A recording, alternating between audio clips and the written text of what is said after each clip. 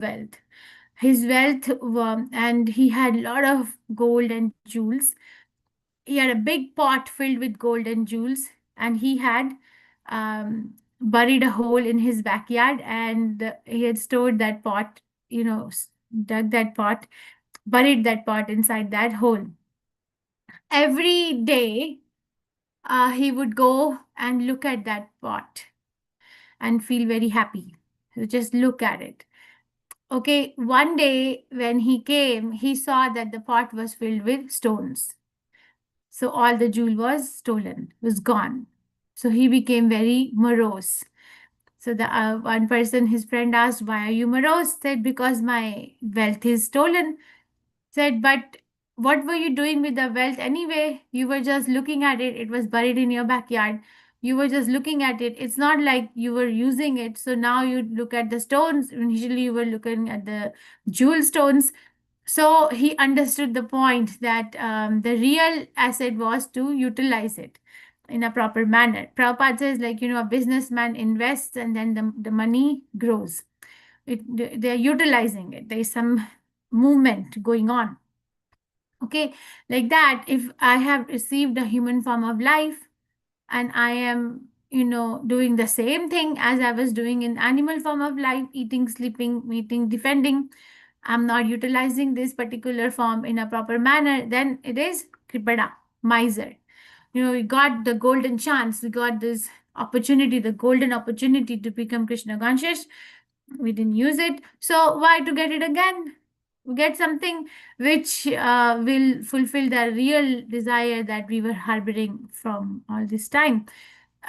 So the material nature is taking an accord, right? It's making a record of all our desires and activities at every moment. And if we are not acting in a proper fashion to become a devotee of the Supreme Personality of Godhead, then we will have to pay the price. And why is it a punishment? No, it's not a punishment. It may be a punishment. Life is a punishment if you're not Krishna conscious in a sense, but it is the fulfillment of the concocted desire. Remember, a few verses ago we read that demigods are praying that the conditioned soul has its own concocted ideas of what the happiness is. Okay, but a Brahman is not like that. A Brahman is a person who knows the absolute truth and who knows what is a real interest.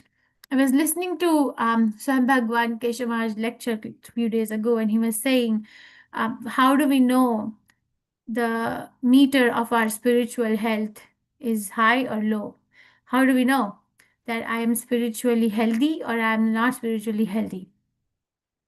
So he said one of the key features is if one is spiritually healthy, then one is very flexible according to the plans of the Supreme Personality of Godhead. We see the life of all our acharyas, like see Prabhupada. Wanted to Prabhupada traveled to Prabhupada tried to preach Krishna consciousness and start ISKCON in India. It didn't work out. Okay, no problem. He was flexible. He took a turn towards the other part of the world. That's not the end. So, and then when he was traveling, he had to undergo, face severe reverses. We travel across the sea. We don't, like face so much reverses. But Prabhupada faced so much reverses, no problem. He was flexible. I'm whatever Krishna desires. Heart attacks on the ship. He landed in the Boston Harbor. Nobody knew him. No problem. He will make his way in Krishna conscious to serve the Supreme Personality of Godhead, to serve the order of his spiritual master. And then he went to New York or Bovary. What is it in Pennsylvania? Someplace I'm forgetting the name. Pennsylvania. He went somewhere. He didn't work out. No problem. Then he went to this yoga shala of this particular doctor somewhere in East Coast. Didn't work out. He went to New York, Bovary Street. His Bhagavatam translation was stolen, and his typewriter was stolen. No problem. You see, no problem, no problem, no problem. If somebody faces so many setbacks, a person who is not spiritually healthy will succumb. Okay, will succumb to the reverses because they're very strong bolts. But it's a very difficult test. But Prabhupada, like a spiritually awake Acharya, knew the real self-interest is to become Krishna conscious, not to ask for solving, like, okay, Lord, give me a nice place to live at, give me a particular source of income, give me a house full of children who are very well settled and educated and are healthy. I'm not saying that there's problem in having it, but that's not the goal, right? It's a, you see, they're not saying don't have material assets. Krishna is saying those who think material assets to be everything or to be the ultimate goal of life are called misers. Okay, we can have all those things, but we that's not the ultimate goal that one has to remember. We have so many examples. One may think that all of us are moving around in this world with some sort of confidence in ourself.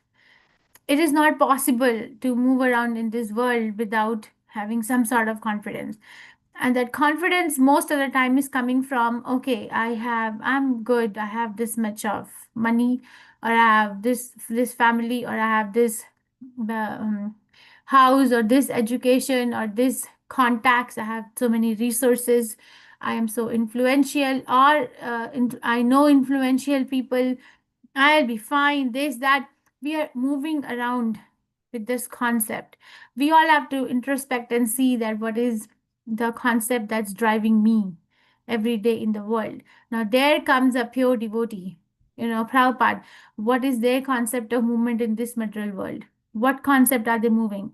I belong to Krishna. I have to serve Krishna. That is my only goal. There is no other goal.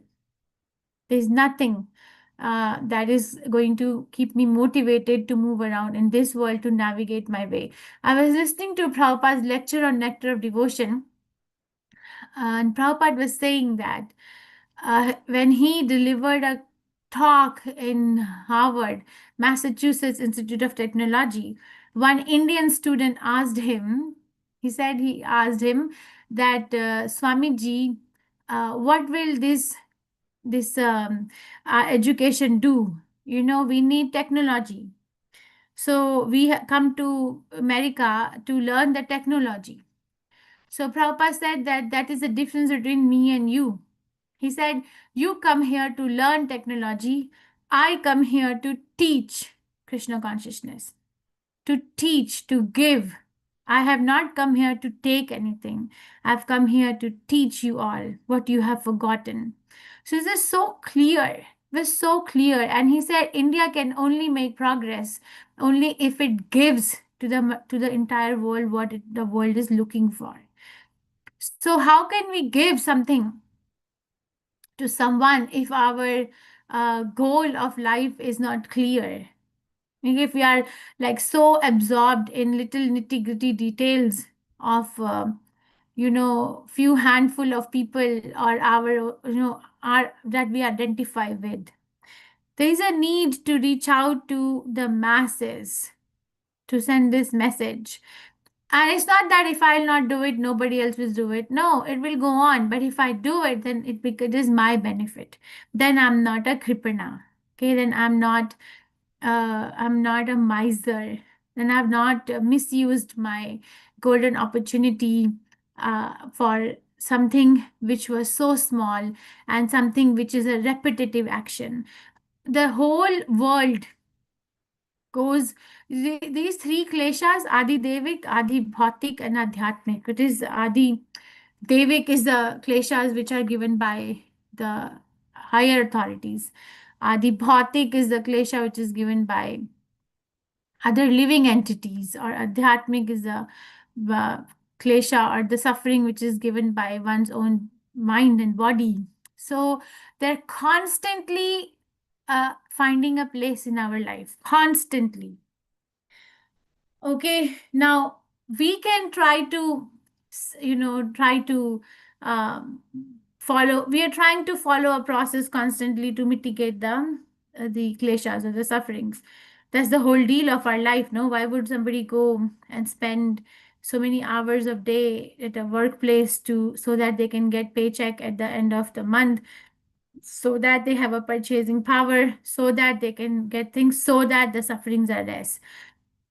But does the sufferings really become less?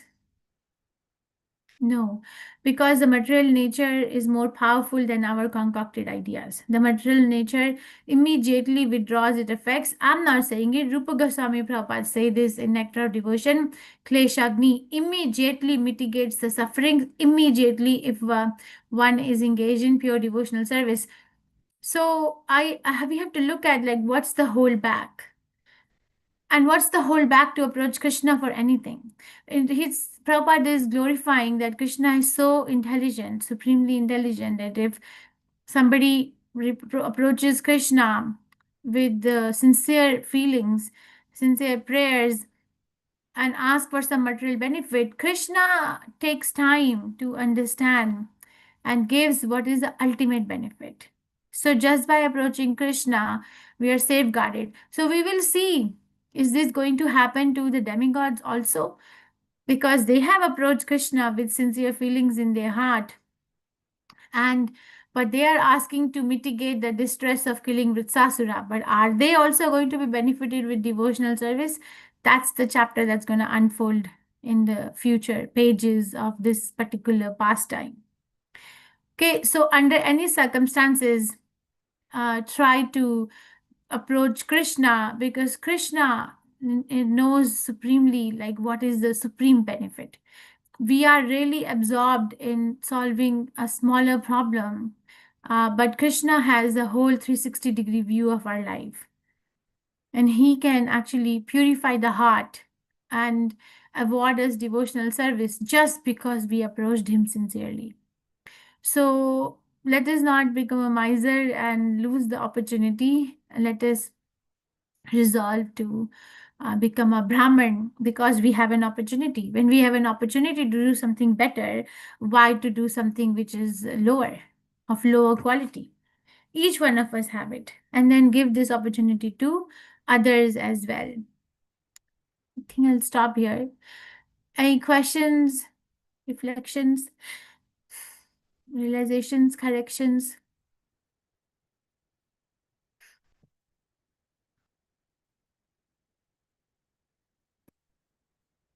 Oh, anyone? No,